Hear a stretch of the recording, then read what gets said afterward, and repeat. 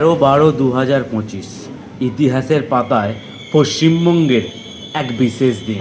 এই দিনটাতে ফুটবলের বিখ্যাত প্লেয়ার মেসি এসেছিল। মেসেজ নয়, মেসি এসেছিল পশ্চিমবঙ্গে, কলকাতার বুকে। সেই ভগবান তুল্য ফুটবল প্লেয়ারটাকে দেখার জন্য মানুষ 10,000 12,000 টাকা দিয়ে টিকিট কেটেছিল। কেউ তো বিয়ের আংটি বন্ধক রেখে টিকিট কেটেছিল। কেউ আবার হানিমুন যাওয়া ক্যান্সেল করে শুধুমাত্র মেসিকে এক ঝলক দেখার জন্য টিকিট কেটেছিল। কিন্তু ভাই, এটা তো পশ্চিমবঙ্গ, এখানে সঙ্গে সঙ্গে স্ক্যাম হয়ে গেল। এখানে সবেতেই স্ক্যাম হয়, চাকরিতেও স্ক্যাম হয়, আপনি যা কিছু করতে যাবেন জন্মাতেও আপনার স্ক্যাম হয়ে যাবে।